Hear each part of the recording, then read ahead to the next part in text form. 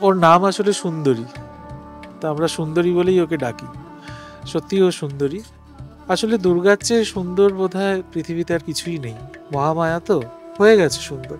তৈরি করে আমরা ইচ্ছে করে কিছু করতে পারি কি পারি না আমার মনে হয়, মানে মা দুর্গা চাইলে তবেই হয়। লকডাউনের সময় ওই 2020 সালে 19-এ ভাবার পর মা দুর্গার প্রতিষ্ঠার কথা, 20-তে লকডাউন হয়ে গেল এবং খুব অর্থনৈতিক টানাটানি চলছিল আমার।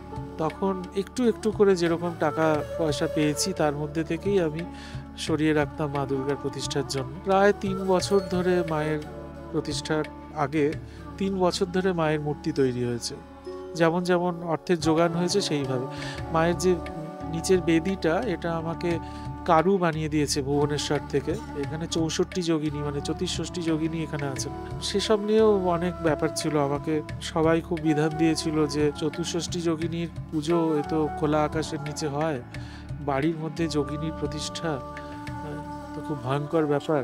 আমরা এখন দুর্গাপুজো করি, দুর্গাপুজোর সময় দুর্গাপুজোর মন্ত্রই আছে, দক্ষযজ্ঞ বিনাশিন্নই মহাঘোরাই যোগিনী কোটি পরিবৃতাই ভদ্রকাল্যই ওম হ্রিং দুর্গাই সাহা। তো দুর্গাকে পুজো করতে গেলে কোটি যোগিনীর কথা তো এসেই পড়ে। তো আমাদের মায়ের নিচের বেদিতে যোগিনীরা রয়েছেন, আর চালচিত্রে দশমহাবিদ্যা রয়েছেন, অষ্টনায়িকা রয়েছেন এবং সপ্তমাতৃকা রয়েছে চারদিকে ঘিরে।